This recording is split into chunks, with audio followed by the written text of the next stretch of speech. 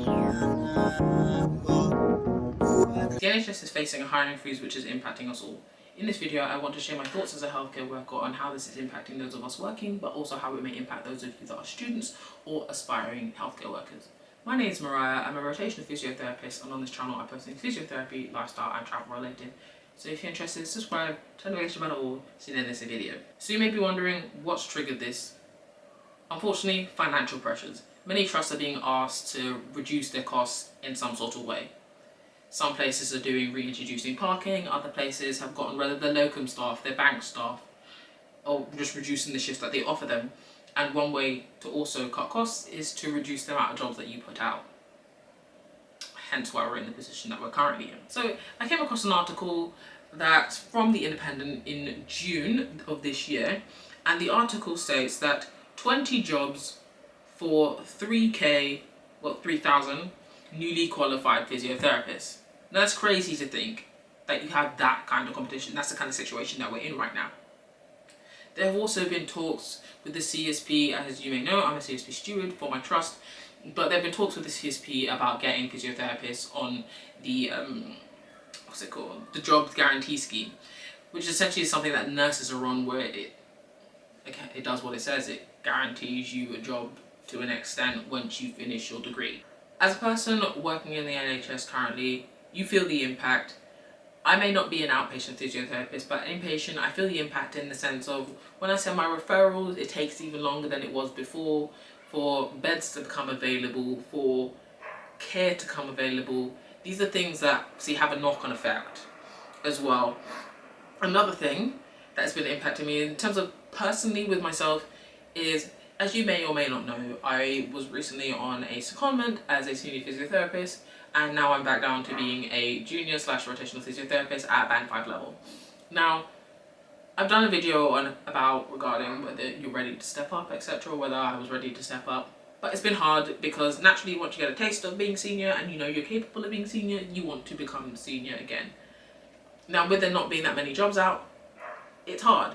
When jobs do become available, yes, there's been some I've applied for, but it's obviously very competitive, which is a struggle because you go to these interviews, you think you've done well, and then you may get feedback that's like, if there were more positions available, we would offer it to you, but unfortunately we only have one role available. And I'm sure that's something that some other people may have heard who are watching this as well. Another way that this is impacting those around me and just myself as well is that there's let's say there's about 10 band 5s, let's say, give or take, about 10 band 5s in my trust, and several of them want to step up, but there's no space to step up, and people don't want to leave the trust because this may be their local trust, or people, like a specific area or a specific team, etc., and they want to step up there. But if there's no jobs going out as a 7 or a 6 or whatever, where are these people meant to go? That's what we're currently dealing with.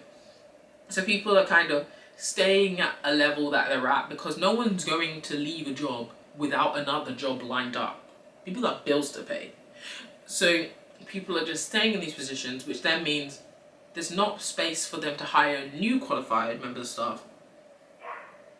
Because where are these new qualified members of staff meant to rotate to? If the teams have no capacity to support them at a senior or whatever other level. And in terms of another thought I have is bringing me on to my next section on how it's impacting those of you that are aspiring physiotherapists or students.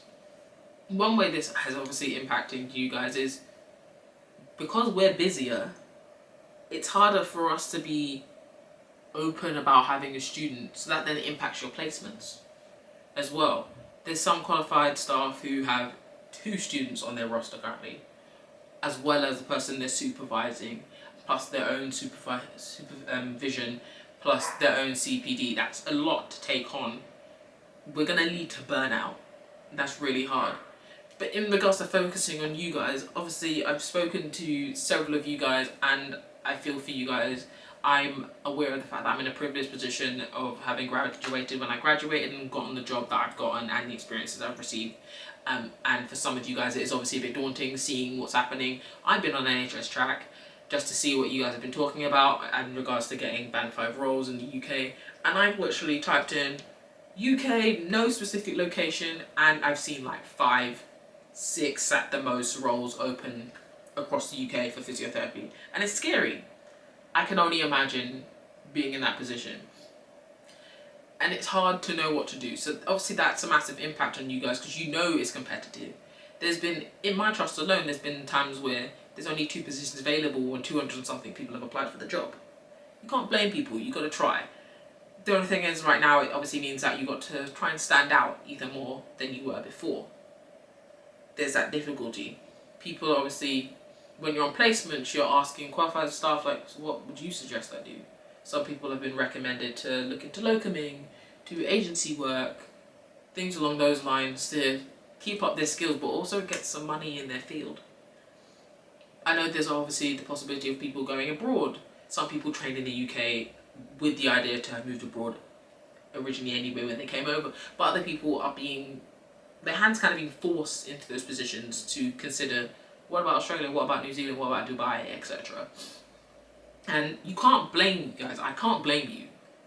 I would like for people to work in the NHS. I think no matter the stresses that the NHS brings at times, I think it's a good area to work in, especially for your general development as a newly qualified member of staff.